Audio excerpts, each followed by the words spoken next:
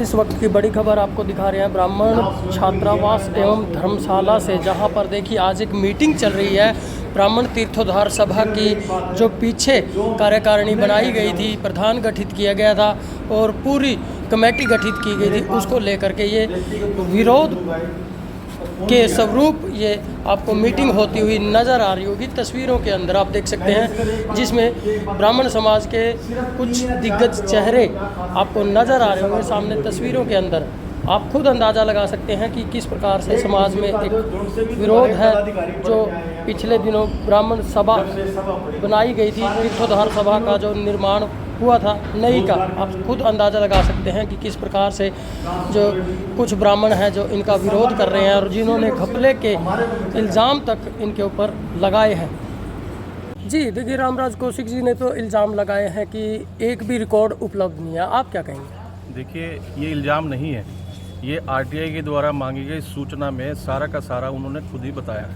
वो कह रहे हैं कि 2 बार सिर्फ गल्ला खुला है, 16 और 17 में। उसके बाद में कोई गल्ला खुलने की कोई कलेक्शन उन्होंने नहीं दिखाई।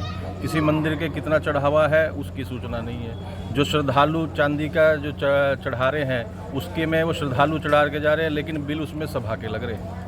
ठीक है, इस तरीके के जो घोलमाल हो रखे हैं उसके लिए सभा इकट्ठी हुई है आज ब्राह्मणों की, और ये मांग की गई है कि वो जो है जो सूचनाएं हैं उसकी क्लियरिफाई हमें दें और बताएं कि ये इसमें क्या क्या इन्होंने कुछ कर रखा है या ये गलत है, ये क्या है। तो सरेआम धांधली का पता लग रहा है यहाँ। बिल्कुल, आप ये देखिए 37-40 हज़ार रुपये के तो मोबाइल रिचार्ज के बिल लगे हुए हैं उसके अंदर में। मिड डे मील के 10 लाख 12 लाख रुपए के हर साल निकल रहे हैं।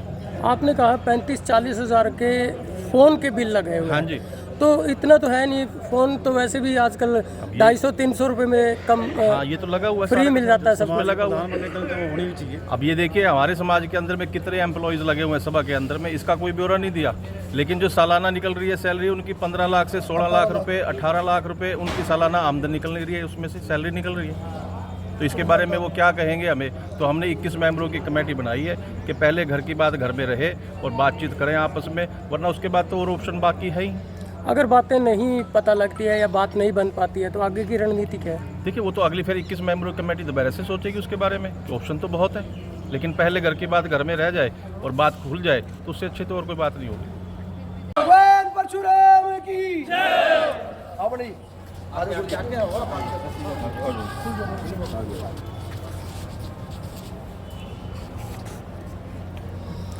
जी रामराज जी, क्या बताएंगे आज जो मीटिंग ली गई है, क्या विषय था आज?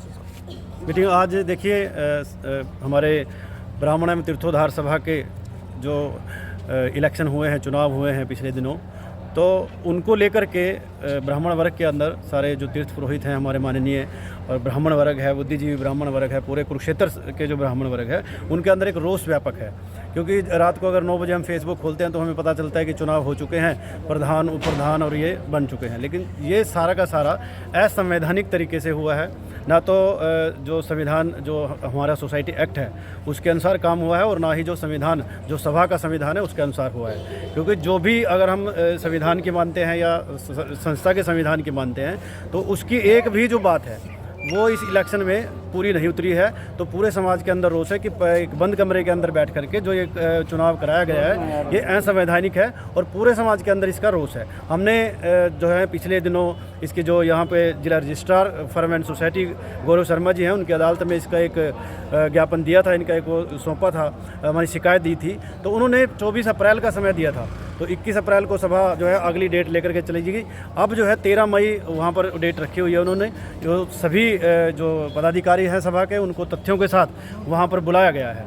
और आगे देखिए समाज तो जो भी, अब हम अगर एक एक तथ्य की बात करते हैं कि कोलजियम के अनुसार चुनाव नहीं हुए, समाज इसलिए भी वो है कि आज जाट धर्मशाला के चुनाव हुए हैं, सैनी समाज के चुनाव हुए हैं, बैरागी धर्मशाला, सबके चुनाव हो रहे हैं। चाहे कहीं भी एक समाज इकट्ठा होता है, 50-100 बंदे इकट्ठे होते हैं, चाहे आपने सर्वसम्मति बनानी है सर्वसम्मति बनाओ, लेकिन समाज के अंदर तो बनाओ। एक बंद कमरे के अंदर जो है अगर आप चुनाव करा रहे हो तो ये गलत है। इसलिए इन सारे जो लोग हैं यहाँ पर इकट्ठे हुए, बहुत सारे तीर्थ पुरोहित हैं और सभी लोग हैं, इनके अंदर बड़ा रोष है कि समाज के अंदर बहुत बेइज्जती हो रही है कि सभी समाज के जो है, चाहे धर्मशालाएँ हैं, चाहे हम समाज की जो सभाएँ हैं, उनके इलेक्शन हो रहे हैं, चुनाव हो रहे हैं, सरेआम सारे देख रहे हैं। तो हमें थोड़ा जो है ना एक बहुत जो है ना शर्म महसूस हो रही है कि सारे हमें देखते हैं। आज इकट्ठा होने का हमारा तात्पर्य सभी का यही था जब इकट्ठे हुए हैं, इकट्ठे होकर के हमने सभी ने ये बात रखी कि अगर हम और कई चीज़ें जो है इसमें निकल के आई हैं कि उनके जो पदाधिकारी हैं उन्होंने ही थोड़े दिन पहले ही आरटीआई मांगी थी। आरटीआई के अंदर इतना गोल जाल है, इतना गोलमाल है। आप मैं कहूँ कि हमारे अभी बताएंगे कि हम कोर्ट में जाने के लिए भी तैयार हैं कि उसके लिए जो हमें जो कोर्ट की अगर मदद लेनी पड़े तो हम वो भी लेंगे, अगर क्रिमिनल केस करना पड़े वो भी करेंगे, क्योंकि समाज की बहुत बेइज्जती हो रही है। और कई सालों से नहीं, 25 सालों से लगातार जो है एक ही मतलब एक 5-7 आदमी है वही इसके ऊपर पूरे के पूरे वो जमाए हुए हैं। एक तरफा मतलब राज कर रहे हैं वो। एक तरफा राज है जी। अगर हम उनसे कुछ पूछते हैं आरटीआई के माध्यम से तो एक ही जवाब होता है कि रिकॉर्ड उपलब्ध नहीं है। हमें कोई 100 साल पुरानी बात नहीं पूछते। मैं सिर्फ एक उदाहरण दूंगा कि अभी शांति कुंज बना है शांति नगर में, वो पिछले साल ही तैयार हुआ है। हमने उसकी आरटीआई मांगी कि उस पर कितना दान आया, कितना खर्च हुआ। हमने सभी ने दान दिए, वहाँ पर लिखे हुए हैं, लेकिन हमने मांगा कि आरटीआई मांगी, लेकिन जवाब ये आया कि हमारे पास इसका रिकॉर्ड उपलब्ध नहीं है। अब कोई 100 साल पुरानी बात तो हमने पूछ नहीं ली थी। मंदिर का हमने पूछा कि कितना दुखभंजन महादेव मंदिर का कितना खर्चा है, उस पर कौन जो बैठे हुए हैं उनकी तनख्वाह कितनी है, रिकॉर्ड उपलब्ध नहीं है। तो ये तो कोई बात नहीं हुई कि रिकॉर्ड उपलब्ध नहीं है। तो कहीं ना कहीं मिली भगत का सारा का सारा देखिए मिली भगत है और ये सारा आगे आएगा। समाज के अंदर रोष है। आज एक 21 सदस्यीय कमेटी का गठन जो हमारे पूर्व जिला शिक्षा अधिकारी हैं अरुणाश्री जी हैं, मनोज कौशिक जी हैं और केएस मोदगिल जी हैं, इनकी अध्यक्षता में जो है एक 21 सदस्यीय कमेटी का गठन हुआ है। 21 सदस्य उनसे बात करेंगे। पहले तो देखिए सबसे हमारा बुद्धिजीवी समाज है, ब्राह्मण समाज, सबसे पहले बातचीत के जरिए हम उनसे बात करेंगे कि एक जो संवैधानिक तरीके से जो एक चुनाव जो है ना दोबारा से करवाया जाए।